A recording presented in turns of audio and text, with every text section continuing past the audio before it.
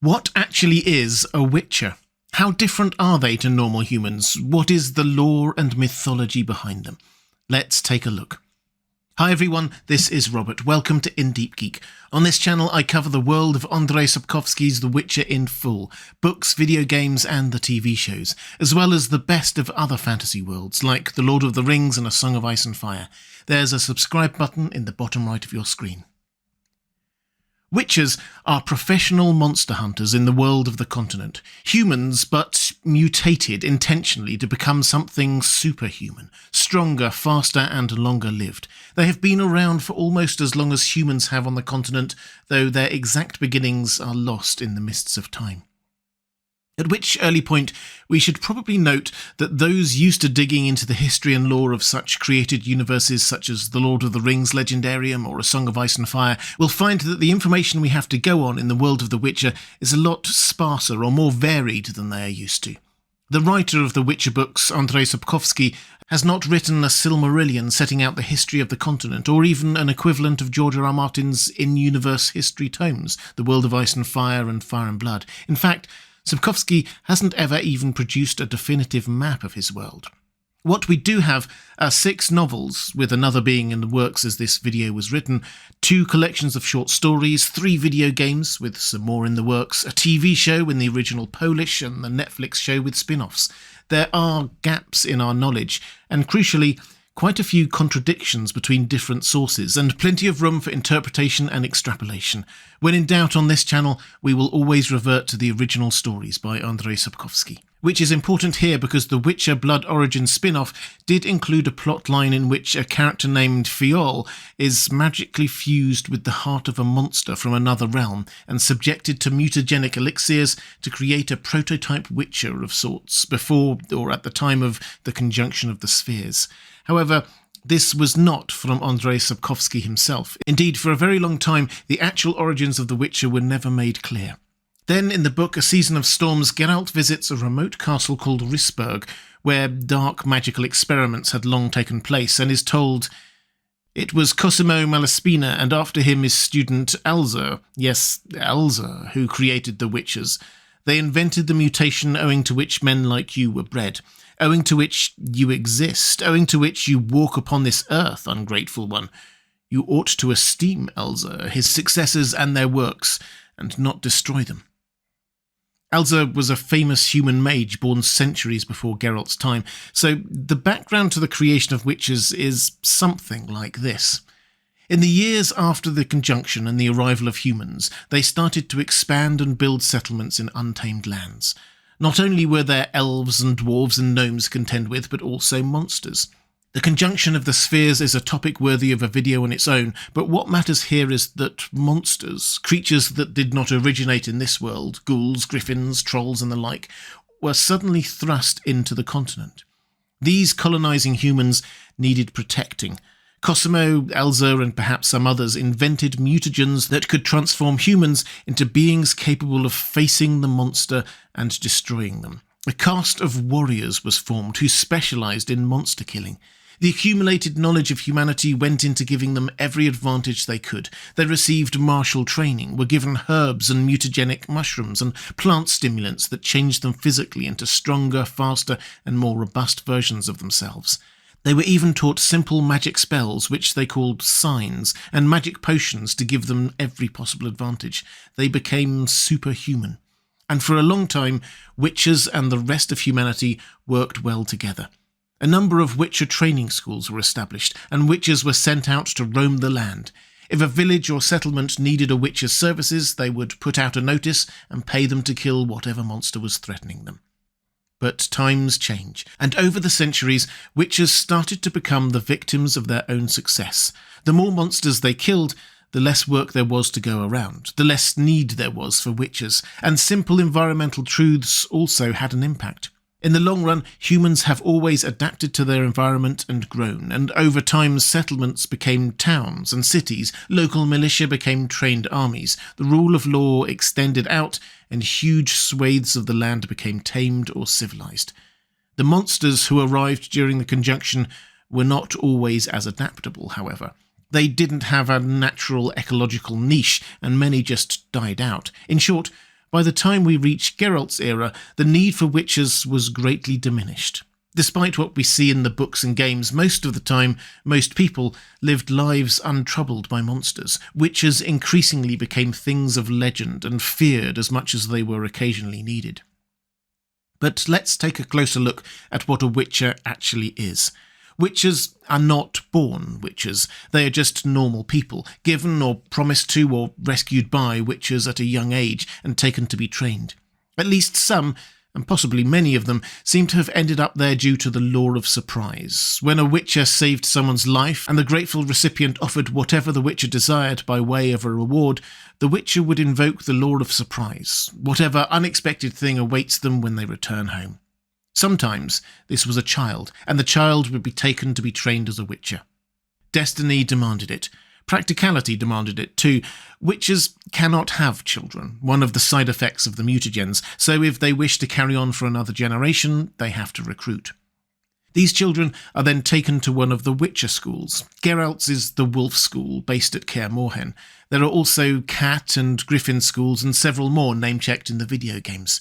There are some differences in emphasis between the different schools, but nothing so significant enough that normal people particularly distinguish between those trained at different schools. In practice, the only way most people can tell the difference is in the shape of the medallion the Witcher wears. Geralt's is a wolf shape, for example, to show he is from the Wolf School. Children taken to be witches are subject to intense training right from the start, the most harrowing part of which is the trial of the grasses. This is when they are subjected to the mutagenic herbs and other alchemical ingredients. The children, and they are just still children at this stage, suffer huge agonies lasting days. We're talking about seizures and vomiting and drifting in and out of consciousness with the pain. Most, 7 out of 10 of them, die. Those that survive are changed. Their reflexes are hugely increased and their eyes now changed to more cat-like slits. Their heart rate lowered, their natural lifespan increased. Geralt apparently responded so well to these mutagens that more experiments were tried on him, pushing his body even further. This led to him becoming the machine he is, and also turned his hair white. A witch's training does not end there, though. They have many more years ahead of them before they have mastered their powers, and when they have, they possess an astonishing array of unnatural advantages over almost any foe. Let's start with their senses. Their cat-like eyes allow them to see in the dark. In fact, it is even more powerful than simple night vision. Witches can dilate their pupils to see in near total darkness or contract them to see in bright light. Their sense of smell and heightened hearing allow them to sense when monsters or other animals or humans are nearby. Witches are stronger, faster, and with quicker reflexes than any normal human ever could be. They can withstand blows that would knock out almost anyone else, heal faster, and have high resistance to diseases, bordering on immunity in many cases. They also live longer, provided they aren't killed in battle. Vesemir, Geralt's mentor, looks like a middle-aged man, but in reality is well over 200 years old.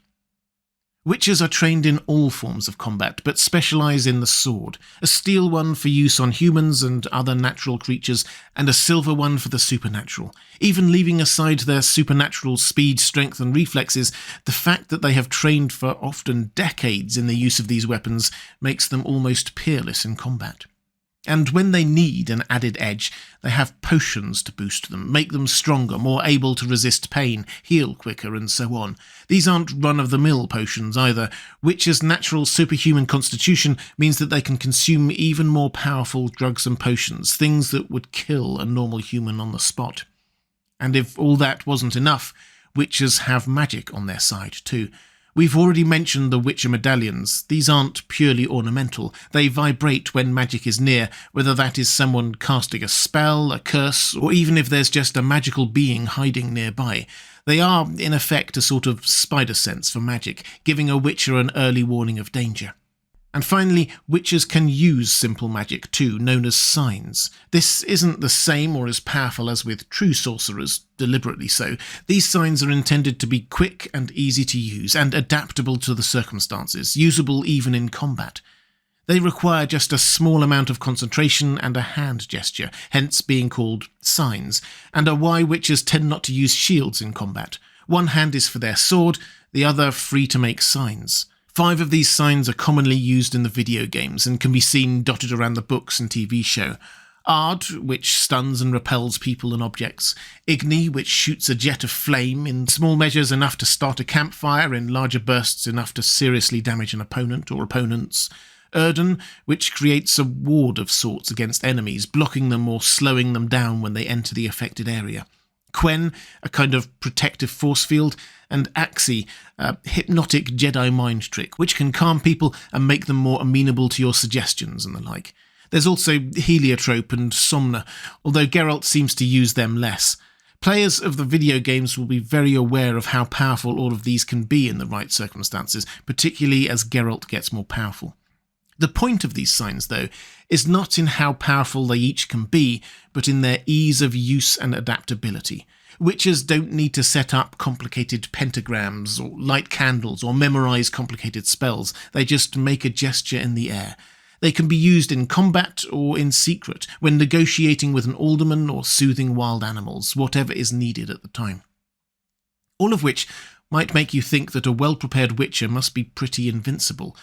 While they are very powerful, they are, however, not invulnerable, particularly given the kind of monsters they typically face up against, and there is a clear cost to being a Witcher. The first, as already mentioned, is that they are sterile. They can't have children. This is what adds poignancy to the family unit that Geralt, Yennefer and Ciri form.